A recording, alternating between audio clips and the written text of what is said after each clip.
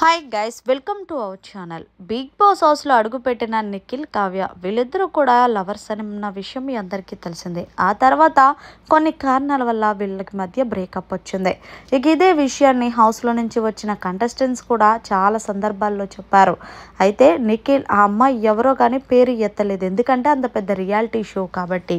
ఇక ఇందులో భాగంగా ప్రస్తుతం నిఖిల్ ఇదే విషయాన్ని ప్రస్తావిస్తూ మణికంఠతో మాట్లాడాడు. ఇక మణికంఠ ప్రస్తుతం హౌస్లో జ్యోతిష్యుడు అనే క్యారెక్టర్ చేస్తున్నాడు. ఇక నిఖిల్ చెయ్యి చూపించి, ఏంటండి మీరు నా చెయ్యి చూస్తున్నారు కదా, నేను ఒకటి అడుగుతాను చెప్పగలరా అంటే, ఓ బేషుగ్గా అడుగు అంటే, నా ఫస్ట్ లవర్ ఎవరైతే ఉన్నారో వాళ్ళతో బ్రేకప్ అయ్యింది. ఇక్కడికి వచ్చి 5 నెలల ముందు ఆమె మళ్ళీ నాతో కలుస్తుందంటే, ఓ ఎందుకు కలదు, నీతో బ్రహ్మాండంగా కలిసే సూచనలు అయితే ఉన్నాయి, కానీ అది నీ చేతులారా చేజార్చుకోకుండా ఉండాలి.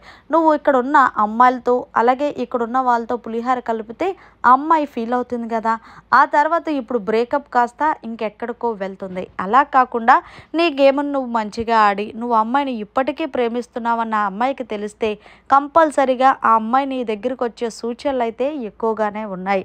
ఏదేమన్నా సరే మరి చూడాలి ఏం జరుగుతుందో. నీకు అమ్మాయి అంటే అంత ఇష్టం అంటే, ఓ ఎందుకు ఇష్టం ఉండదు, ఆ అమ్మాయి నా దేవత, నా లైఫ్లోకి వచ్చిన ఒక అదృష్టం, ఆమె నేను చాలా షోస్ చేసాం. అంతేకాదు ఆమె పేరు నా పేరు చాలా బాగుంటుందని నా ఫ్యాన్స్ ఎప్పుడూ సంబరపడిపోతూ ఉంటారు.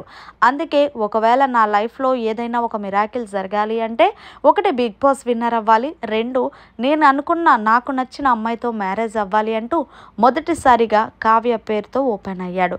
అయితే ఇక్కడ కావ్య అని అన్న తర్వాత మళ్ళీ వెంటనే కవితని మార్చేశాడు. మరి నిజంగానే బిగ్ బాస్ హౌస్లో నుండి బయటకు వచ్చిన తర్వాత నిఖిల్ ఆమెను మ్యారేజ్ చేసుకుంటే చాలా బాగుంటుంది. మరి మొత్తంగా నిఖిల్ మనసులో మాట మణికంఠకి చెప్పాడు కదా, మరి మీరేమంటారు అనేది కామెంట్ చేయండి. అలాగే వీళ్ళిద్దరూ కలవాలని కూడా మనస్ఫూర్తిగా కోరుకుందాం. మరిన్ని లేటెస్ట్ అప్డేట్స్ కోసం చూస్తూనే ఉండండి అవర్ ఛానల్.